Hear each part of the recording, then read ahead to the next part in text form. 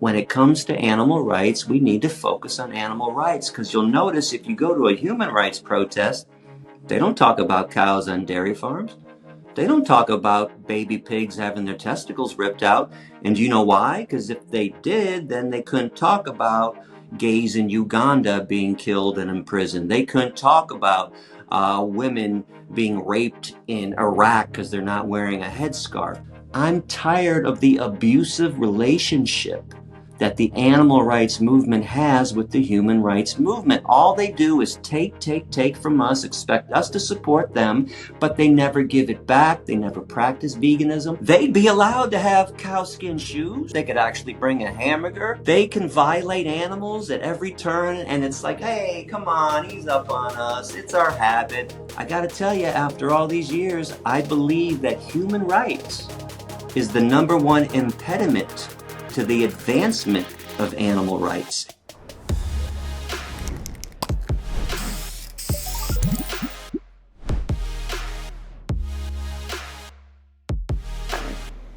What the hell is up, you guys? My name is Jamie Logan, and today's episode is not just another interview. It is a conversation with one of the most uncompromising, unapologetic, and legendary voices in the history of the animal rights movement. Gary Yourofsky is an activist, public speaker, and the creator of The Best Speech You Will Ever Hear, a lecture that has reached tens of millions around the world and inspired countless people to go vegan overnight. He's been arrested multiple times for his direct action work, banned from several countries for speaking the truth about animal exploitation, and has shaken audiences across the globe with his fierce logic, moral clarity, and refusal to sugarcoat reality. Gary, welcome to my show. Hey Jamie, how you doing, New York vegan queen? You're the German vegan king right now, right? You're on a tour.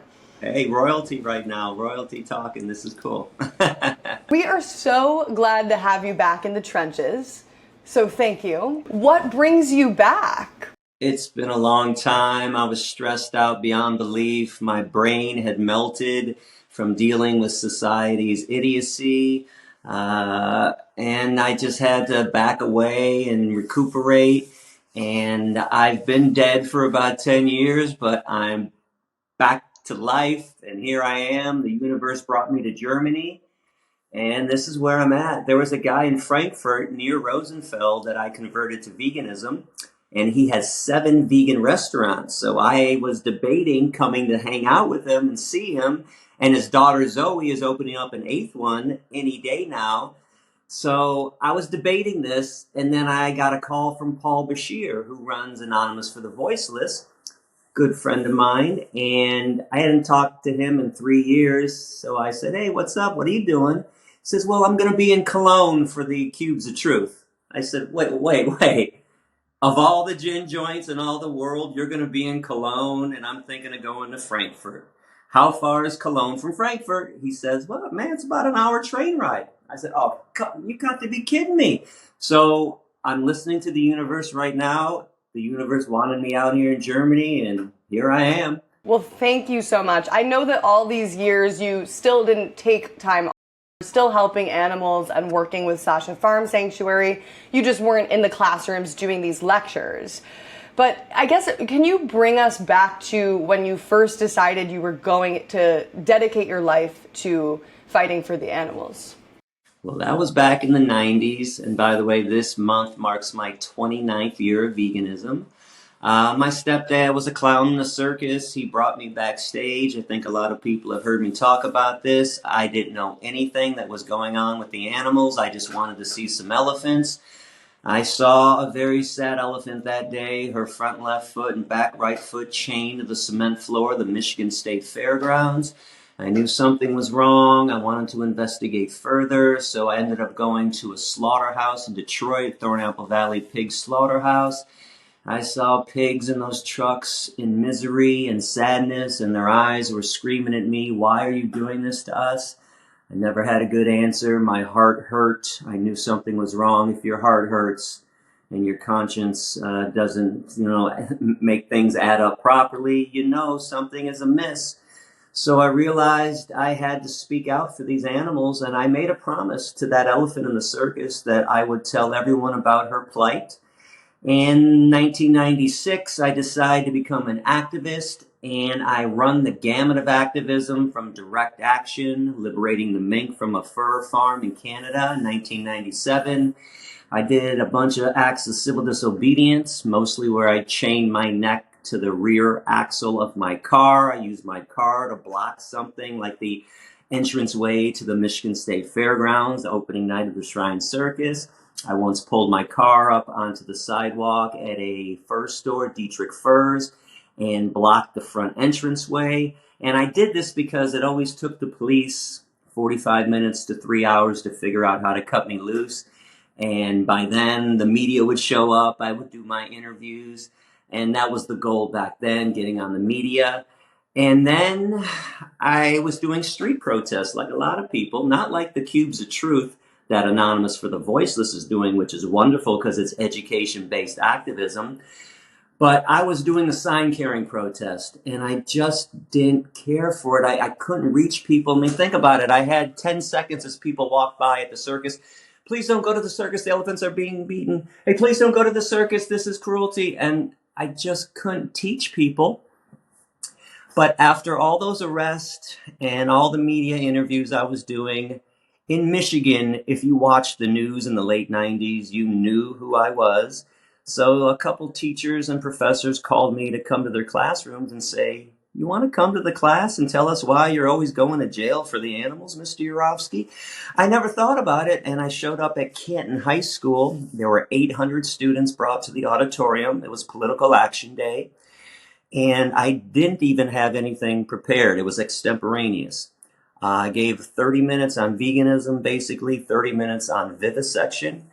And when I finished, I kind of put my head down because I was expecting, fuck you, get a life, which is all I ever heard on the streets. Well, to my surprise, it was opposite. I got a standing ovation. I'm not saying this to brag. I'm saying this because I was shocked and it hit me really hard. I'm like, oh my God, wait a second. They don't know. You didn't know, Gary. You have to teach. You have to explain this. And guess what? 60 minutes in a classroom was way better than 10 seconds on the street. So what I did was I took my street protest to the classroom. And by the way, Canton High School that day, about 50 students, 45, 50 students kept me after school for 4.5 hours asking more questions. In fact, I had to end it. It was 8 or 8:30 at that time. I looked at my watch and I said, I have a dog at home. I have to get home and let him out. I would stay all night, but I have to go. A couple weeks later, I get a letter from the teachers who said, we just did a survey. Out of the 800 students, 100 decided to embrace veganism. That's one hell of a ratio for 60 minutes. So I realized this is where it's at. And from the year basically 2000, 2001, 2002, I just became an education-based activist. I was lecturing as much as I could. I ended up doing 2,660 lectures nationwide in 31 states. And it was amazing, Jamie. It was amazing to see people change right in front of my face. Yeah, I mean, as activists, I think we're constantly trying to figure out what is most effective and how can I have the most impact in that action. And so often it's like we're constantly just beaten down. We're told, get a job. We're told, why don't you care about human rights? We're told all these different things. And so can you talk a little bit about the moment that you realized that your speeches were going viral and that you were having an impact? How did you feel?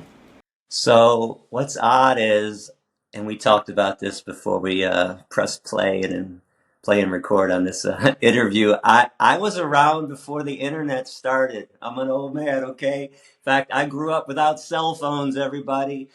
So it was a different era for me. So from the year 2002, when I decided full-time lecturer, I started out with only about 37 lectures that semester, but then it jumped to 76. And then from there on out, I was doing over 100 lectures each semester. Now, my focus at that time was just the students in the classroom. I wasn't concerned about anyone else because I was kind of tired of the movement not doing enough. In fact, I used to go to all the animal rights conferences in the 90s, and I realized, how come the same people keep showing up city to city? It's the same 600 people. We keep patting each other on the back and we're not doing anything. So I broke away and said, I'm going to do what I can do. And that's what I'm going to recommend for everybody. Sometimes you got to live by the adage, if you want something done right, do it yourself. Well, that's what I decided to do. So I started focusing on those students, 25 students, 50 students, 100 students, whatever it was. And mind you, I was rarely doing one lecture per day. It was usually 2, 3, 4, 5, sometimes 6 and 7 and 8 lectures in one day. I did as many as I could, as many classes as I could, and I was having this tremendous success. I think it was around 50%. The professors did surveys and said it was at least 15 to 20%. But when people showed up and joined, just, kind of peeked in, it was, they always said, it seems like it's 50%. I said, that's what it seems like to me. But even if it's 20%, that's phenomenal in 60 minutes that I could teach somebody to be nice to a chicken in 60 minutes. Talk about the hardest social justice movement on the planet. That's what we're involved in, teaching people to be compassionate to turkeys and fish and cows. And I was doing that in 60 minutes. So from the year 2002, when I really went full time, to 2010, pretty much nobody really knew what I was doing unless you knew me. Then a student at Georgia Tech shows up.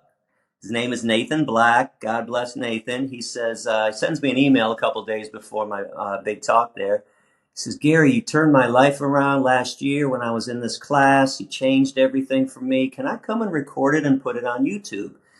Now, again, being the old man that I am, I was like, yeah, I don't care. YouTube, whatever, do whatever you want with it. I don't care. So he shows up. He wants to mic me up, mind you. I tell him no. I don't even want the mics. That's not how I'm doing my stuff. I'm doing my speech. You want to record it? Just record it. And by the way, when I start speaking loudly, I'm like Pavarotti or Rob Halford from Judas Priest. You don't need a microphone. Okay, my voice is booming and loudly, loud enough. So he records it and puts it online. And then that is when it went viral and started changing the world. It just built up and built up. It's been translated, I think, into more than 35 languages. And it's phenomenal how many people have changed their lives from this speech. I mean, I'm in Germany right now. Nearly everybody, if not everybody here, is a Gary vegan. And if they're not a Gary vegan, they're a Gary activist. They became an activist because of my speech and everything that I did. What was it about that speech in particular? Like, how did that format reach people and resonate with people? Can you kind of break it down why you think that went so viral as opposed to another type of lecture in the classroom? It was pure truth. The teachers told me that they loved having me because I wasn't a politician, and I prided myself on that. I spoke the truth. I spoke from the heart. They also told me, we've never met a real activist before. We've read about activists, but we never actually met one before. Wow, you've been to jail 13 times. You did all this other stuff and all these media interviews, and you really speak your mind. If somebody asks you a question, they're going to get a direct answer. It's not going to be a BS political answer. So that speech, though, so mind you, I started in 2002. It's now 2010, so I'm 8 years into it. I'm in my groove. I'm at the height of my game. I'm unstoppable. I'm an immovable force. So that was the best of Gary that everybody got. It was 8 years of figuring out, you know what, I'm going to open up with this powerful statement. I'm going to challenge people with this rhetorical question. Is slavery, only for human beings? Can animals be slaves? What about the earth being slaves? I'm going to hit them with this powerful slaughterhouse video. I'm going to come out of this video with a powerful statement. There's 5,000 concentration camp trucks on highways right now in America alone. And by the way, that was a freestyle. There were a lot of things. So as I went on over the years, I would actually stopped writing my speeches, and there was a lot of freestyling, or I had 10 different things I could say at any different section, depending on how the crowd was reacting. If they were digging it, okay, they got some really cool stuff. If they were being sarcastic, I gave them some sarcastic stuff back. I always give what I got. I always gave what I got. So if they were being bullies, I'm the king bully. I'm going to bully you back. So it was just a phenomenal day. Another freestyle that day was that section where I said, was talking about E. coli and spinach doesn't shit, broccoli doesn't shit. I was in the car on the way. I was in the car on the way to the lecture that morning, and there was another story about spinach is being recalled because of E. coli. And I'm like, can you blame the dairy and the meat industries for all the runoff? But of course, they're always blaming spinach. And in the car, the idea was like, oh, you should tell them, you know, where E. coli comes from. It comes from shit, and spinach doesn't shit. So I also became an expert at using humor. So there's a lot of truth and sarcasm, right? And a lot of people don't know this, but I patterned my speaking style after two people, Malcolm X and George Carlin, the philosopher comedian that I adore. So basically, you got a militant comedy roast. I would push people to the limits. I would push people to the limits with the concentration camp analogies, the slavery analogies, explaining how female animals are raped to impregnate them, how they have their babies stolen. And then I would drop some humor like spinach done shit, or you guys engage in bestiality all the time. What is it with your bird ass fetish? You have to eat something that comes out of the hen's ass, and Thanksgiving you shove bread into a turkey's ass. You guys squeeze cow nipples, Literally. and you think I'm weird? You think vegans are weird? You guys are absolutely insane. But they would laugh and Period. giggle, but they would get the truth in the Yes. sarcasm. So man, Jamie, that is probably my favorite speech by far. That 2010 era, and it it was just a phenomenal speech that I had perfected over the years. Yeah, I mean, it's fantastic. I am so curious the challenges that you were facing. I mean, you said that sometimes there were like smart asses or class clowns that might be a little sarcastic. But what I've found when speaking in classrooms is the level of restriction that these teachers want. And it's almost like hard to get the information out there because they want to censor everything. And so it's like, well, I'm here to share the truth with you, but if I'm unable to talk about artificial insemination and talk about what happens, how these animals are slaughtered, I'm not sure what you want me to say. Like, there's nothing to sugarcoat here. So how did you work around these restrictions, if there were any, and what was the challenges inside the classroom, outside the classroom, from the teachers maybe? So the only time I got restrictions placed on me was in high school or middle school. And the colleges were open to whatever I wanted to do, whatever I wanted to say, which is why I ended up there. Now, I'll tell you a story how I got there, because I used to do a lot of high schools and even some middle schools. The toughest question that I ever got in 2,660 lectures wasn't from Penn State University, University of Michigan. It wasn't from the big schools. It wasn't from the PhDs. Seventh grader, Toledo, Ohio, Aurora Academy. There's about 200, 250 students brought to the auditorium. I finished my speech, and one kid raises his hand and says, Mr. Yourofsky, I believe everything you say today. Honestly, I do. I want to become vegan so badly. What happens today when I go home and my mom says I can't be vegan? Now, you know my style of activism. You've seen me in the Q&A sessions on the media. I have, not only do I have an answer before you're finished asking the question, I have 10 different answers depending on how you ask me.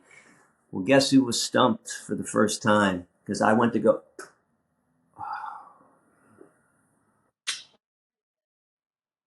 took me about 30 seconds, and I walked out into the crowd. I gave the kid my business card. I said, here's my phone number. You could have your mom or your dad call me anytime.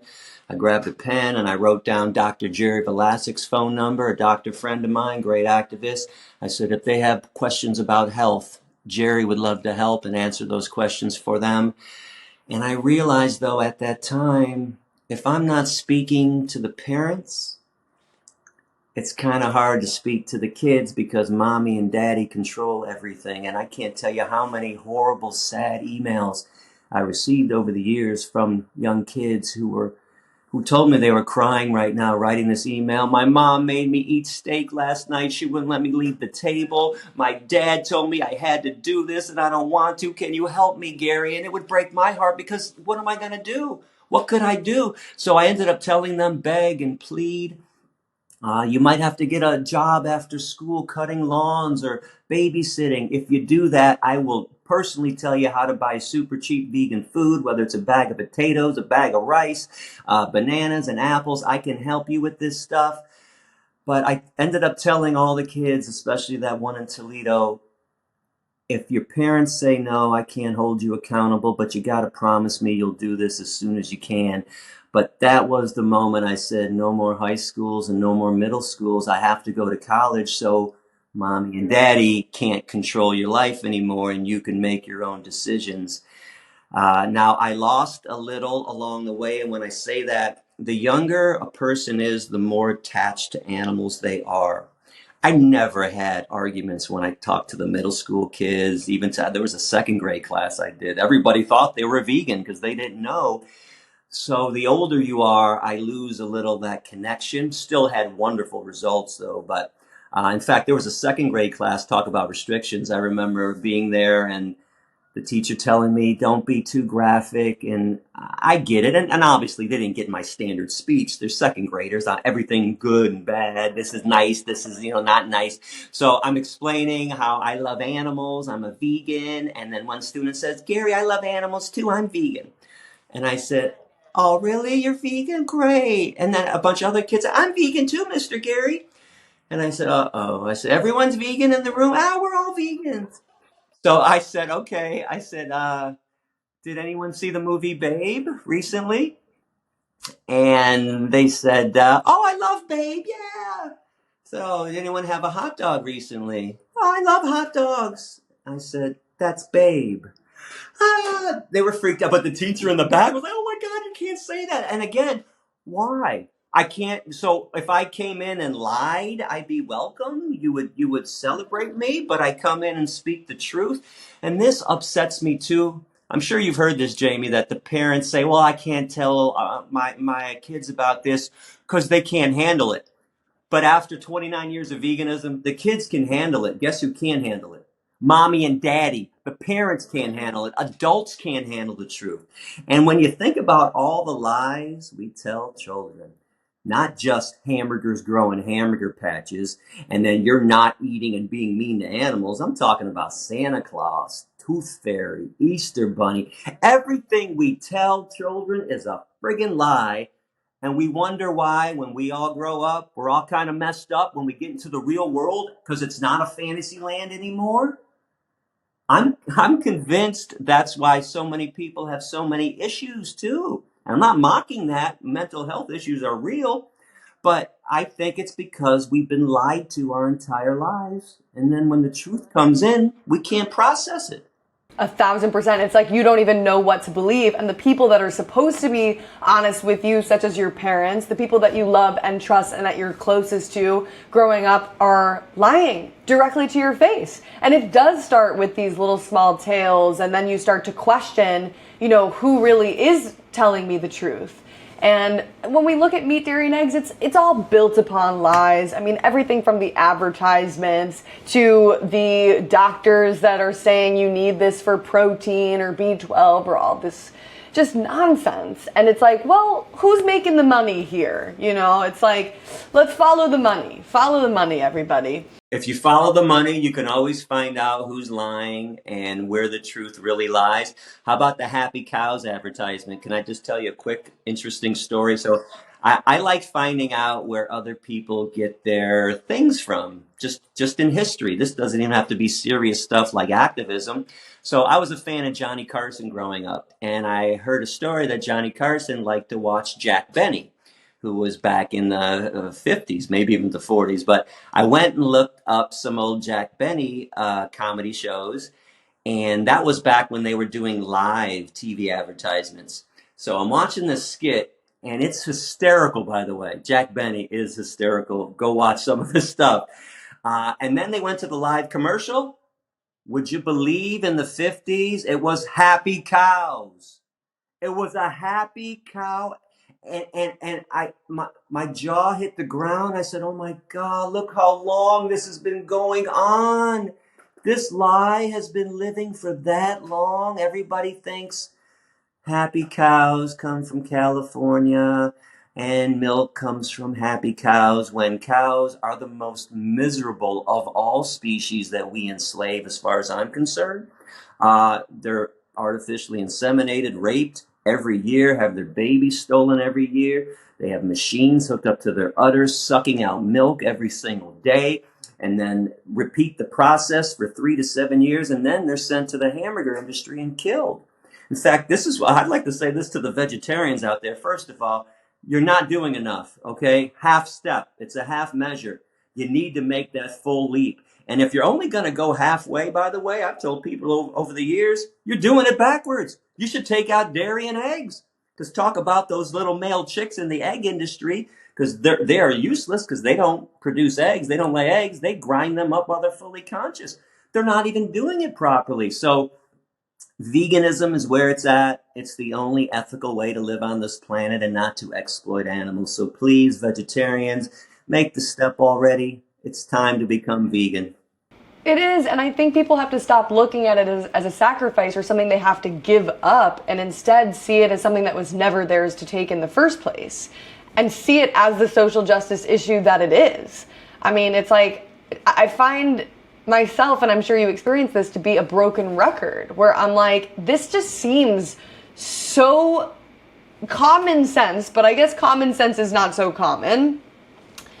But for me, when I went vegan 7.5 years ago, it wasn't something that I argued. It was something that I aspired to, and I was like, all right, I got to figure out how to make the swaps. This is the right thing to do. It's just getting over the social hurdles and educating myself on different ways to make food and also clothing to wear, and looking into the entertainment industries and all of it. It's a lifestyle change.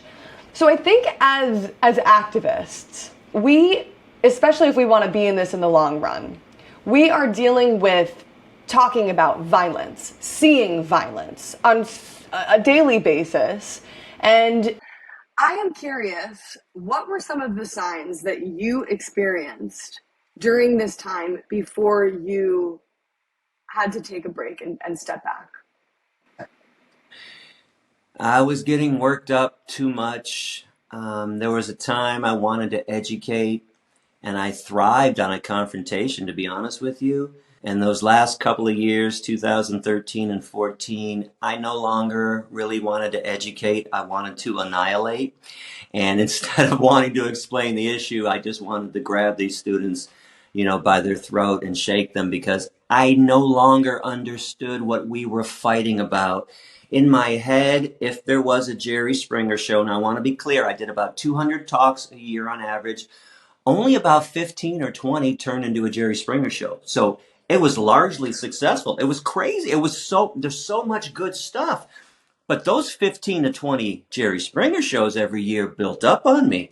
And mind you, I didn't start any battle. I finished them all, but I never started. I went into every classroom willing to give everybody a chance, because I used to be just like them. So it was building up on me too much. I was getting worked up. I was stressed out.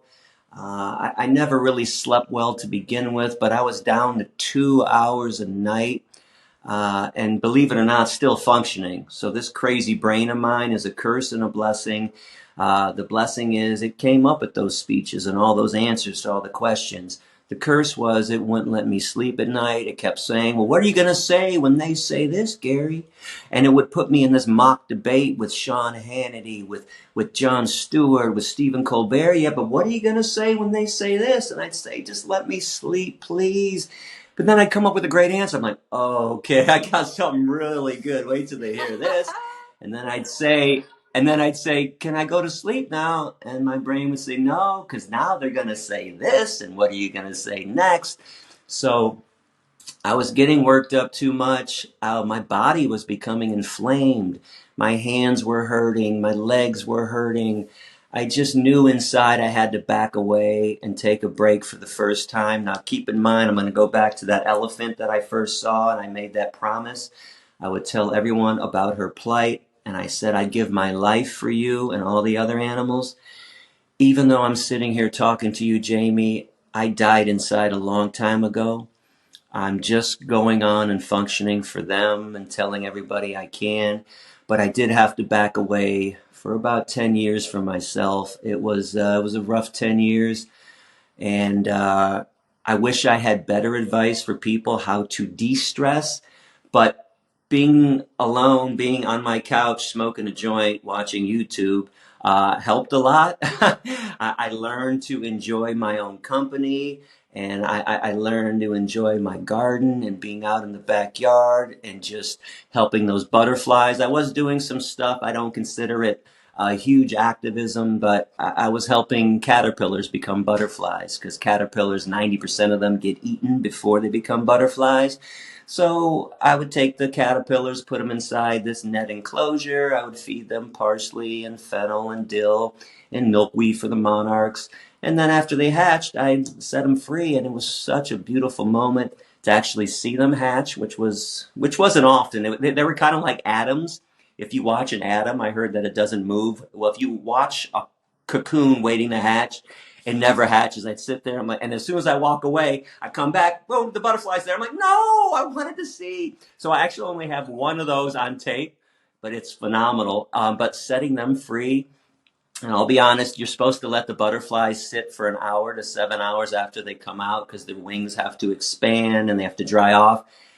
I would kind of grab them right away because they wouldn't move. I'd put them on my nose or on my head. I'm like, oh my God, there's a monarch on my forehead. Isn't this great? I'm sorry, guys. Then I put them back.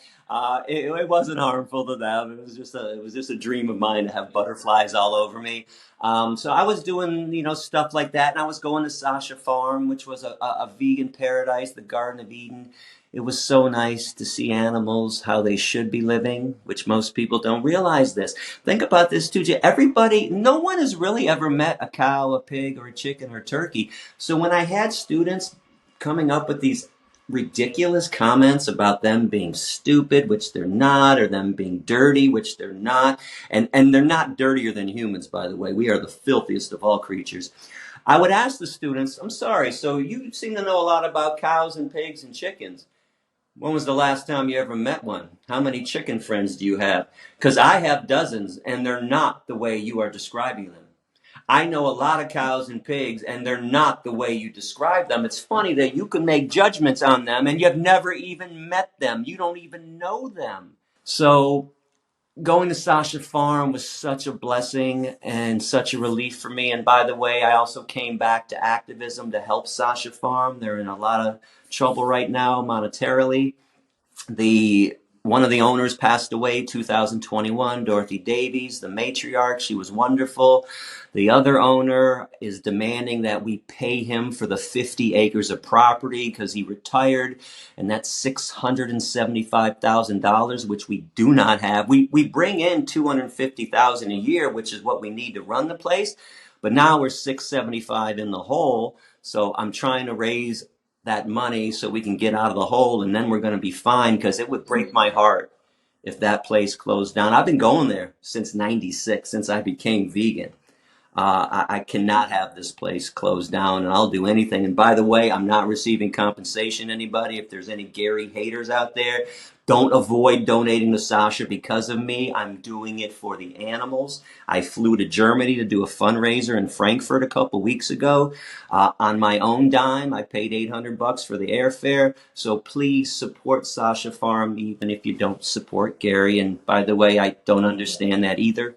I've done all this for the animals, and people just can't get past some of the other things I've said about human rights issues because I didn't sign up to be a human rights activist. And that's the bottom Yeah, I line. mean, it's one of those things that you can't win. I could say I love puppies and, golden retrievers are yellow. And some people try to argue that. It's like, okay, you know what? You want to argue that? I'm not going to spend my time and my energy wasted on that. And it kind of goes back into what we were just discussing, which is like this it's important for us to maintain a level of health, both physically and mentally, when we are doing this kind of work, because it is intense and we are dealing with a lot of challenges on a daily basis.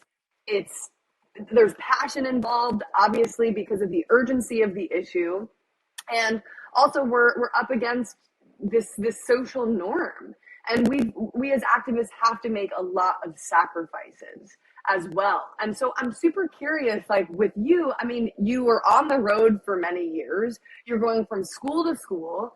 How did that affect you in terms of relationships, maybe family, friends, romantic relationships?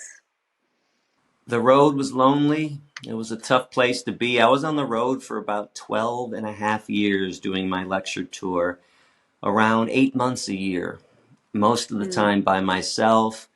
Uh, I wasn't able to have too many close relationships. I dated a woman named Kate who I did a speech with. You could actually see it online. I had an idea in 2004 that maybe I should bring a woman on stage with me, and the woman's softness would offset any harshness that people thought were coming from me. And it was actually a pretty cool lecture that I ended up writing, and I didn't write it to dominate. Kate was like, "Dude, you know how to write this. You just write the speech and I'll perform it." So Great. the first time that we gave the lecture, I told her what was going to happen. I said, "You watch, you're going to get a bunch of women come up to you and say, 'Oh, I love you, but he's too harsh.' And the guys that come up to me and say, 'Hey, man, I didn't know vegans can be big and tough like this.'" Sure enough, exactly how I thought. People are so simple to me. That's why I always knew how to read the room. But so they came up to me, and they all came up to Kate and said, "I loved what you said. He was too harsh." And Kate tells me in her head, she says, "He wrote the entire speech. What do you mean you like what I said? I just said it. I said his words in a different way, but it was just how I expected it to be." That lasted a couple of years. And then I met Erica in 2009. She came on the road with me a lot too. That was nice to have a companion as well. But, you know, being stressed out all the time, it was tough. It was tough to relax. It was tough to really get close and really open up. I was wound up so much. Even when the talks were going good, I was still, you know, I still had to come up with all these ideas. I still couldn't sleep at night. Uh, and family, my goodness. Unfortunately, you know what's crazy, Jamie? I have converted, they say, at least several 100,000. Some people are now saying millions. And if you count the people that I've converted, who they've converted, it's definitely in the millions, because there are like a lot of big names out there that I've just found out. Vegan Gaines said he went vegan from me. I did his podcast the other day. He's reached tons of people. Paul Bashir. There's a lot of people. Joey Carbstrong, I think, was heavily influenced by me too. So there's some pretty big names out there. So, you know, I've converted a lot. Haven't converted one family member or one friend. Not one family member or friend will listen to me. They all think I'm crazy. They all don't understand why anyone else would listen to me. And it's really sad. And it severed my relationship with my family. We actually didn't talk for about 11 years. I just started talking with my mom a few years ago. But you know, we just live in different worlds. We're strangers. They don't understand anything. My family still doesn't think I actually ever did anything, which is really bizarre. What'd you do? You just went out and talked to people. Well, yeah, I traveled the country. I gave all these lectures. Now, Erica helped me deal with that. She said, "You got to start viewing your mom and your family like the sitcoms that you like watching. View your mom like Roseanne, like Costanza's mom, like Seinfeld's mom, like Raymond's mom." So after we made up, she calls me one day, and this is when I was still retired a couple years ago, and we start, yeah, with the small talk. How's the weather? Which I really don't like talking about small talk like that. And so then she says to me, "So what are you doing right now?" I said, "Oh, I'm nothing. I'm just folding the laundry." "Well, at least you're doing something." So I took the phone. Now I usually would get mad at that, but I took the phone away, and then I thought, If Costanza's mom said that, that would actually be really funny. And I started to smile, like, okay, that's actually pretty funny. Then I brought the phone back. I'm like, yeah, so anyway, so how was work today? And blah, blah, blah. I just changed the subject. But so Erica helped me a lot to deal with that. That's part of my de-stress. I had to stop getting angry. And by the way, I used to be a big infighter, which I regret. Don't have many regrets with my activism. I was never going to change the minds of other activists. Now that I look back, just like they weren't going to change my mind. So I should have just let it be and went out and did my stuff like I was doing. Nowadays, I actually want to be a mediator. I want peace. I don't want anger. In fact, if people disagree with me, fine. Why can't you just disagree with me and we still be friends? You still support me. Where is this make believe nonsense that we have to agree with somebody 100% of the time or else you're getting canceled and I'm tossing you out? This is nonsense behavior. Who do you agree with 100% of the time? Eric and I were together for 15 years. We didn't agree 100% of the time. We didn't agree on the same meals we wanted to eat, on the music that we liked, on the movies and the TV shows, on maybe how I would say something. So, big deal. So, if you're friends with somebody, you should be allowed to disagree and say, okay, that's okay. Just my opinion is this. Okay, fine. You have your opinion, I'll do mine, and let's still hang out and be friends. So, I don't understand the left woke cancel culture and which they've been trying to do to me and cancel me. And like, why can't you say, well, I don't really agree with Gary's position on human rights issues, but man, that guy is one hell of an animal rights activist. You got to watch his speech and share his speech. Okay, that's fine. It's totally fine. I think that the biggest threat to our movement is the infighting. It is the trying to tear one another down and trying to cause drama and divide us. And I've even noticed that at a lot of protests and marches that we have, it's the numbers are going down as opposed to going up. What I have found is that spirituality and yoga or meditation, whatever it is to calm your own mind, you could then bring into the world. Those are great ideas, by the way. So I'm big now into deep breathing. In fact, before this podcast, I lay down on the bed for about an hour, hour and a half, and just breathed in through my nose and breathed out through my mouth. And it's wonderful and relaxing. And I was very calm. So yeah, find something yoga like, spirituality like, and frankly, just to stop trying to make people do things they don't want to do. I don't want to be a human rights activist. Accept that. Why should I have to do something I don't want to do? Or why should I have to have your opinion on something as long as I'm not causing harm? So keep in mind, my opinions don't cause harm. My actions cause harm. I'm not violent to human beings. I help out human beings. Individually, I love human beings. It's collectively, and understand what I'm saying. Collectively, I think humans are a scourge. Collectively, we destroy everything on this planet. Collectively, the earth would be better off if we weren't here. Now, it hurts me to say that. I don't think it has to be that way, but the way we operate, first and foremost, by enslaving and commodifying the entire animal kingdom, by committing genocide against the animal kingdom. You want to talk about a real genocide? Where's the dodo bird? Where's the pentasaurus? Where's the black rhino at? We have literally wiped out species. That's a genocide against the animal kingdom. We destroy the air, the water, the forest. So this is my position on humans being a scourge. Now, I agree with you. And I think that it's a matter of when it comes to human rights, it's like there's not always some immediate change that we can do to help humans. Whereas with animal rights, with veganism, it's like you can help animals 3 times a day by leaving them off your plate. So it's not an end all be all here, but let's start there.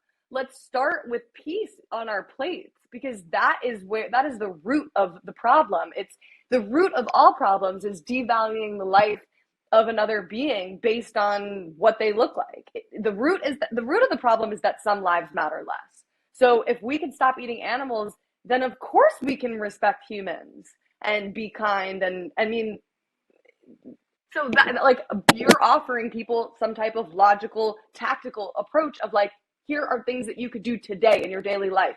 If I just make a post about a human rights issue is that like actually creating an impact for that individual? Likelihood not, unless I get on a plane and I go somewhere and I provide aid, which I, absolutely am for that, but every single day of my life, 3 times a day, I can make a huge difference for the animals. That is wonderfully said, Jamie. It's spot on. This is why I love veganism. It's something you can actually do instead of just paying lip service to all the issues on the planet. I used to tell people when the genocide in Darfur was happening, unless you go to the Sudan, your opinions don't mean anything over here. And of course, it's sad. But since when does being sad make the world a better place? Today, I can choose not to eat cows and pigs and chickens and turkeys and fish and all the things that come out of these animals, and I can make a difference today. This is why I love veganism the most and animal rights the most. You can change your life and change the lives of animals right here and right now, instead of trying to get involved in issues that are happening elsewhere. And I say that as well about animal issues. I remember when I started in the 90s, people were really up in arms, and they should be, about the eating of dogs in some Asian nations. And they used to ask me, Gary, would you speak about this? And I'd say, no. What about the chickens right here in America that are being killed? 9 billion of them are being killed. So we need to focus on things in our area. Veganism is something that you can do every single day of your life, and you pointed it out 3 times a day. You can say, I'm not taking part in cruelty. I'm not causing unnecessary pain and suffering to anybody else anymore. And this is why this is the best movement on the planet, the most productive movement on the planet, and pretty much the only movement on the planet that you can practice, put into practice every single day of your life. And when it comes to animal rights, we need to focus on animal rights, because you'll notice if you go to a human rights protest, they don't talk about cows on dairy farms. They don't talk about baby pigs having their testicles ripped out. And do you know why? Because if they did, then they couldn't talk about gays in Uganda being killed and imprisoned. They couldn't talk about women being raped in Iraq because they're not wearing a headscarf. So follow the human rights movement, by the way. As much as I despise them, they're doing it right. They don't bring animal rights into it. And I'll tell you what, Jamie, I've been doing this now for 29 years. I'm tired of the abusive relationship that the animal rights movement has with the human rights movement. All they do is take from us, expect us to support them, but they never give it back. They never practice veganism. They never talk about the animal issues. In fact, I've said this before, but if you sat down people from every movement, from women's rights and black rights, and gay rights and trans rights, sat them down at a table with an animal rights person, they'd be allowed to have cowskin shoes. If the discussion went on long enough, they could actually bring a hamburger or some chicken wings to it, and it would be allowed. They'd say, hey, Gary, hey, Jamie, come on, don't force it on everybody. But if we stood up and said, well, you know what? We don't think gay people should have the right to be married, they'd kick us out. If we said, women don't deserve the same pay as men in this job, they'd say, Gary, get the hell out of here. If we said black people don't deserve the same job opportunities as white, they'd force us to leave. But all of a sudden, they can violate animals at every turn, and it's like, hey, come on, ease up on us. It's our habit. This is the way we were brought up. That's why animals were here. In fact, the human rights people use the same dumb excuses that everybody else uses. Where am I going to get my protein? God says it's okay. That's why animals are here. Oh, they're stupid. They don't even feel pain. I mean, all the nonsense, they're using it. So I got to tell you, after all these years, I believe that human rights is the number one impediment to the advancement of animal rights. And this is why I'm taking this position now. This is how much I care about the most abused, most oppressed beings on this planet. I want them first. And basically, I'll break it down even further. What human rights people are saying is, let's get to the humans first, then we'll get to the animals. Well, I say, screw you. Let's get to the animals first, and then we'll get to the humans after. Why does it have to be the other way around? I'm tired of it, especially as you pointed out, the root of all evil is speciesism. All the other branches of evil, racism, sexism, heterosexism, stems from speciesism, the first form of hatred that human beings are taught. So get rid of speciesism. Teach a kid to be nice to a chicken, a mouse, and a spider. How in the hell are they going to look to their fellow humans who are different sizes, shapes, and colors? How would they look at them in anger and hatred? Mm-hmm. Mm-hmm. This is where peace starts. And I believe Mm-hmm. Pythagoras, 2,600 years ago, had a statement about that, that the root of all evil Yeah. is what we do to animals. Yeah. I mean, look, we're not telling other people don't advocate for whatever cause you want to advocate for, but for somebody to come to you and say you need to talk about these things when there are so many trillions, billions of animals that are suffering, that are in cages, that are being violently killed, it's like, how dare you say that? This is a big enough issue as is, and in terms of scale, it is the most pressing. In terms of scale, in terms of the time that it's been going on for, and in terms of its increasing numbers of what is happening to the animals, this is a massacre. This is a genocide. Think about this too. We learned how to oppress and murder and enslave human beings because we practiced on the animals first. Again, the root of all of our violence and hatred stems from what we've done to the animals. That's why Nazis were so good at rounding up Jews. That's why white people in America were so good at rounding up blacks and enslaving them and using horrible psychological tactics of rape to distress, the majority of all these slaves, baby stealing and things like that. So it is the root. We've practiced on the animals, and we became experts at oppressing human beings. So this is what we need to focus on. And just like you said, go ahead. You want to do your stuff? Fine. Do it at the human rights protest. When we're protesting the circus, the rodeo, the fur industry, McDonald's, Burger King, Wendy's, meat, dairy, and eggs, we focus on the animals, and I don't think that's asking too much. How is this an unreasonable request? It's an animal rights protest. Let's focus on the animals only. You want to focus on gay rights later? Fine. Go to the gay rights protest, go to the pride protest, and go do that. In fact, in Budapest, I think last week, there was 100,000 people went out to the pride event. How many signs do you think that they were holding that said, free chickens, stop harming pigs? None. Because they're doing it right. This is all about gay people obtaining their freedom and their equal rights. And something else that bothers me, I'll just close it with this too, maybe. Listen, when human rights people demand life, liberty, and happiness, but refuse to give it out to the cows and pigs and chickens, I say clearly and loudly, you're a hypocrite, and I am not going to support you anymore until you become aligned with your so-called ethical values of life, liberty, and happiness. Bare minimum is being vegan, and then you can speak up for whatever the hell you want. But it is very tricky, and it's like we have so many people fighting for the humans and so little people fighting for the animals. The animals can't lose us. They can't. I mean, we are their hope. And so, how do you stay hopeful in these times? Well, Jamie, I don't have too much hope left, I gotta tell you. And I don't want to discourage anybody. I hope everybody proves me wrong. You're just talking to a guy that's been in the trenches for 29 years. If anyone else gets there and is 29 years vegan, you might feel the same way that I feel right now. I don't know if there's hope. I'll give you one thing that is hopeful to end the meat, dairy, and egg industries.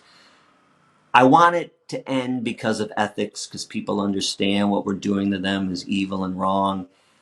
I see it ending a different way, and I think it's the cell meat industry, where they're going to grow meat without animals, without brains, without a central nervous system.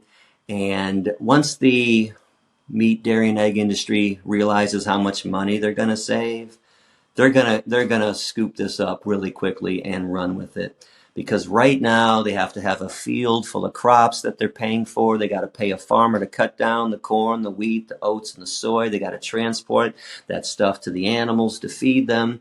Then they got to put the animals on a slaughterhouse truck. They got to pay for the slaughterhouse truck, pay for the gas, pay for the driver, transport the animals to the slaughterhouse. They got to start cutting the animals into pieces and pay those people to cut them up into pieces. Then they got to take the pieces, take them to the processing plant, cut them up into more pieces. They got to package it up, put it on a truck.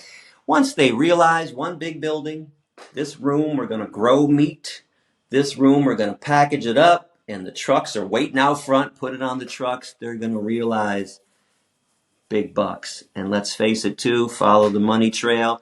Once they realize how much they're going to save, that's why animals are enslaved. And animal slavery, by the way, the biggest business on this planet since the beginning of time.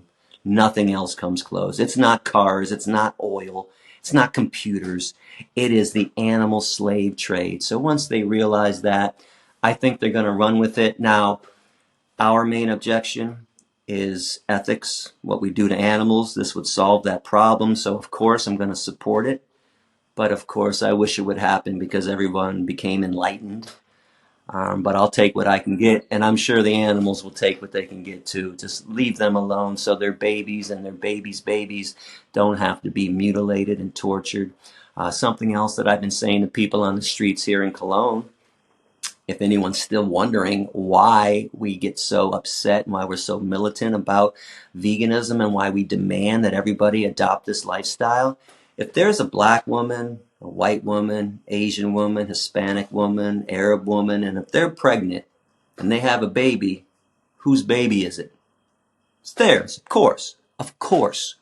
But if a cow, pig, chicken, or turkey has a baby, all of a sudden that baby belongs to meat eaters? To the meat industry? Because I now am convinced that baby stealing is the worst injustice that we commit against these creatures. The killing is like the sixth or seventh thing that's horrible. It's the baby stealing. It's the raping of the female animals. It's the mutilations, the cutting of the beaks, the cutting off of the horns. It's the confinement. It's the lack of sunlight. I mean, there's so many things that are evil before they even get to the slaughterhouse. That stuff is now bothering me a lot more than the actual slicing of the throat, which is still barbaric and still evil. Right. Absolutely. Well, Gary, you are such an inspiration. And as we begin to wrap things up, I just want you to give people listening some advice on taking that direct action. Being somebody like you, who you didn't wait around and go to conferences and have potlucks with people. You really just took it into your own hands and you're like, I got to do something. You got yourself into schools and somehow you managed to do all of these lectures and create this impact. So what is your advice to people, maybe financially, like how somebody could do this? And just in practice, do they reach out to schools themselves?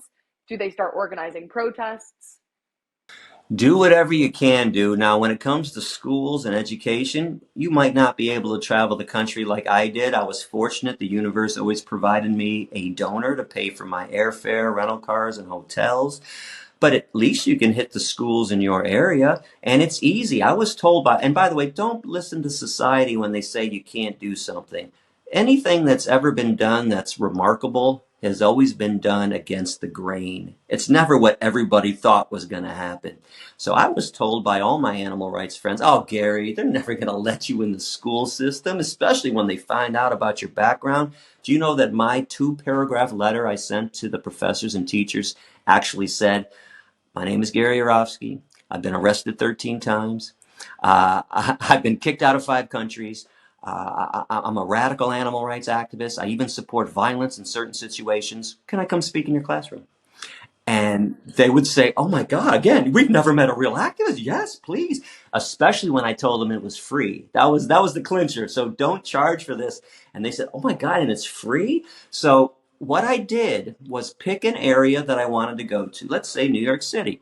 I would go to 4 or 5 colleges. I'd grab all the professors' emails from Hunter College, from City College. I consider New Jersey to be part of New York, so I went to New Jersey City University. And I grab all these emails. It was tedious. Sometimes it's 2 hours, sometimes it's 10 hours, depending on how the website is set up.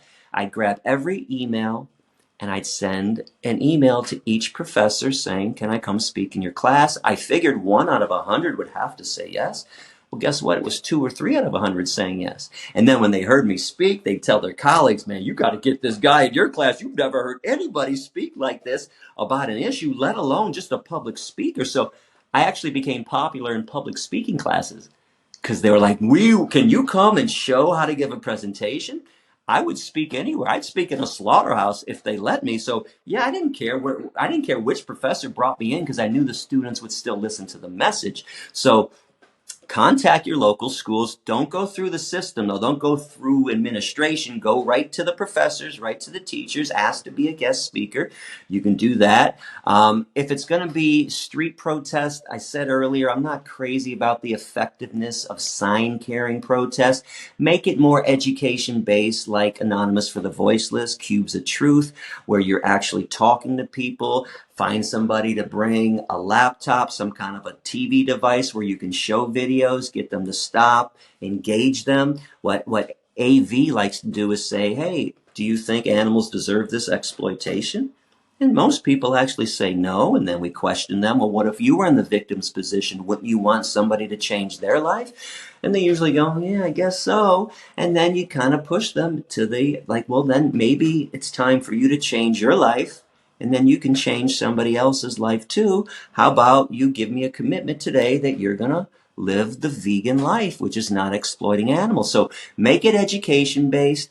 I don't think civil disobedience, by the way, getting arrested is too effective in this day and age anymore. It used to be back in the 60s and 70s. I kind of caught the tail end of it in the 90s, but I stopped doing that stuff in 2000 because I think it lost its effectiveness too. Direct action is always a great thing, liberating animals from places of torture. Beware of the consequences, though. Most people don't want to go to jail, and I didn't want to go to jail either, but I knew the risk. I was willing to do that, so that's a little riskier, but I would focus as much as you can on education. And of course, I'd focus on sanctuaries, helping sanctuaries. Go volunteer and help out a sanctuary. Go raise money for your local sanctuary. There's so much you can do, but you gotta do. You gotta do something. Stop talking about what you want to do. Get a podcast. Start educating people and teaching people. I don't care what it is. Now, again, I was around before the internet, so I'm not an expert on social media, but I hear there's a lot of great stuff happening online. Get online. Start teaching people. Start sharing with people the truth and all that wonderful information that nobody has. And keep in mind, we didn't know at one time either, so you got to share that with everybody else too. But the most important thing, stop having meetings. Stop having discussions about the meetings and debates about the meetings and the discussions, and let's have a discussion about the debate about the meeting that we just had. I got so sick of this stuff. Like, what are we getting together again for? Stop. Can we do something? And people think I was this expert activist who planned everything out. Nah, I just did shit. I did it, and then I decided afterward, is that effective? Should I have said that? Maybe I'll say this next time. Do it and then figure it out instead of wasting all this time not doing anything trying to figure it out. So do it. Yeah, Just go same. do something. And not for nothing, it's not always comfortable. Like, I don't love public speaking and getting up in front of a crowd and giving a speech about these things. And I'm sure you didn't either. And I would much rather prefer to be, on my couch, hanging out with my dog. But we don't have a choice. We have to do these things. We have to put our discomfort aside for the animals. And each one of us has a ripple effect. So don't doubt your own voice and how powerful it is and it can be if you actually get out and do something. So Gary, how can activists support you? I know you were saying you're kind of technologically challenged. What can You we can do show to me help? how to use the internet. I don't get it at all, but I got some people down here trying to explain it to me. Okay. Actually, supporting me nowadays, the only thing I want is supporting SashaFarm.org. Go to SashaFarm.org. This is my only goal right now, saving this place that I've been going to for 30 years. It is such a paradise. And if anybody can get down to Michigan, go down there, volunteer. Just contact them first. Say, hey, we're bringing a contingent. We got 5 or 10 people. We want to help out for 4, 5, 6 hours. shovel some poop, play with the animals, clean them up, water them, feed them, and it'll be a great experience. Or do that at your local sanctuary. But if it's for me, just help Sasha Farm or share my speech. It still works after all these years. Isn't it remarkable? That speech was 15 years ago. It's still relevant. And I knew when I came up with it, I said, I think this will last for 50, 100, 200 years. If it goes on this long, you can still show this speech, especially the ethical part. So you might want to take maybe some health stuff has been updated. And I've changed my position on vegan eating. It needs to be cleaner, everybody. Go the clean route. You're going to feel better. I eat grains and barley. I'm sorry, barley and green lentils for breakfast, or some other grains, millet and quinoa. Sometimes I'll have beans with my grains, so I'm big on low to no fat. My lunch is about 10 to 12 pieces of fruit. Dinner is about 5 or 6 different vegetables with that brand new Big Mountain tofu, which is soy-free, fat-free, which I'm more concerned about, fat-free tofu. So I feel so much better on a low to no fat diet. I usually don't get over 6 grams of fat per day, and it's usually from the hemp protein I put in my smoothie. I don't think anyone should be consuming more than 20 grams of fat per day. Just so you know, some longtime vegans were getting sick. And I was confused. I'm thinking, wait a second, I thought we were supposed to be immune. So then I was looking for the link that we still had with meat eaters. So this is Gary's own personal epidemiological study. I'm analyzing everywhere I went, all over the world, what do we share with meat eaters? And of course, I come up with sugar at first, and sugar's not good, but it's not what we share, because I know vegans and I know meat eaters that don't eat sugar. So it's not that. Salt, well, no, I know both sides that don't eat it. And then it hit me, fat. We all eat excessive amounts of fat, especially oils, which I don't touch. I never used in my house at all, not a drop.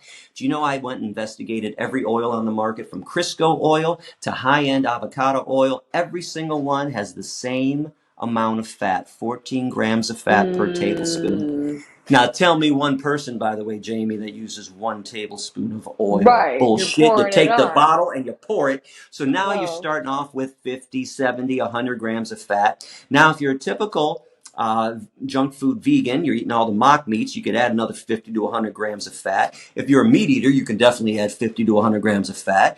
And then you add all the other fats that people are eating, veganase, which I love, by the way. It's sunshine in a bottle, but it's all fat. That's why I love it. So if you add up all the fat people are eating, it's usually 300, 400 grams of fat per day.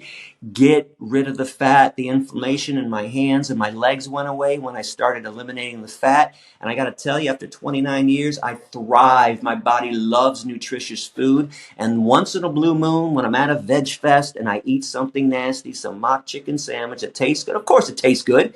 It's fat. And it's sugar and it's salt. You can put fat, sugar, and salt on an old shoe, and you'd be like, you know what? It's not that bad, really. It's really not that bad. So, but it tastes great in the moment. But 2, 3 hours later, come see me, and I'm like, oh man, I don't feel right.